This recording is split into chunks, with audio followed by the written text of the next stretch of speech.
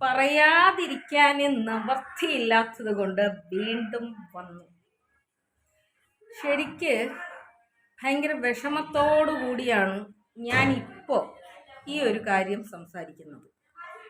അതിന് കാരണം എന്താണ് എന്ന് പറഞ്ഞു കഴിഞ്ഞാൽ, നമ്മളെല്ലാവരും ആഗ്രഹിക്കുന്ന ഒരു കാര്യമുണ്ട്. സ്ത്രീകളായി ജനിച്ചവരെല്ലാം തന്നെ ആഗ്രഹിക്കുന്ന ഒരു കാര്യം, അല്ലെങ്കിൽ മനസ്സുകൊണ്ട് എപ്പോഴും ശ്വാസം വിടുന്നത് പോലെ നമ്മൾ ദുആ ചെയ്യുന്ന ഒരു കാര്യമുണ്ട്. എന്താണെന്നറിയാമോ?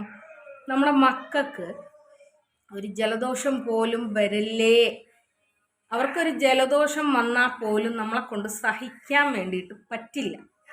അപ്പോൾ നാട്ടുകാരുടെ മുന്നിൽ സഹതാപം ഉണ്ടാക്കാൻ വേണ്ടിയിട്ട് സ്വന്തം നൊന്ത് പ്രസവിച്ച കുഞ്ഞിനെ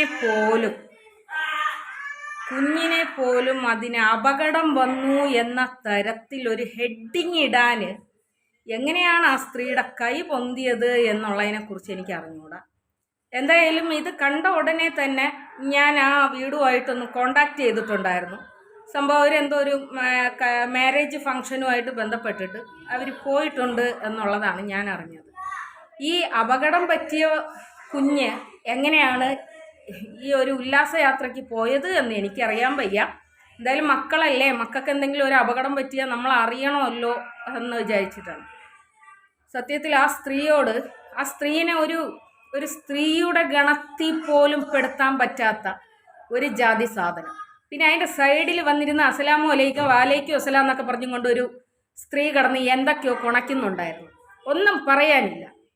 നിങ്ങൾ ഈ ശപിക്കുന്ന മക്കളൊക്കെയും മറ്റു ഉമ്മമാരുടെ മക്കളാണ് എന്നുള്ള കാര്യം ഓർക്കണം. പിന്നെ കമൻറ്റുകൾ ഏത് ആൾക്കാർ വേണമെങ്കിലും കമൻ്റ് ഇടാം. പക്ഷെ ആ കമൻറ്റുകളെല്ലാം ഇന്ന ആളാണ് എന്ന് നിങ്ങൾ തെളിവോടുകൂടി പറയാൻ വേണ്ടിയിട്ട് ശ്രമിക്കുക. പല ആളുകളും പല രീതിയിൽ കമൻ്റ് ഇടും. അപ്പോൾ ആ തള്ളയോട് ഒരു കാര്യം മാത്രമേ എനിക്ക് പറയാനുള്ളൂ. ഇതുവരെയും നിങ്ങളെ ഞങ്ങളൊന്നും പറഞ്ഞിട്ടില്ല. വെറുതെ ആവശ്യമില്ലാതെ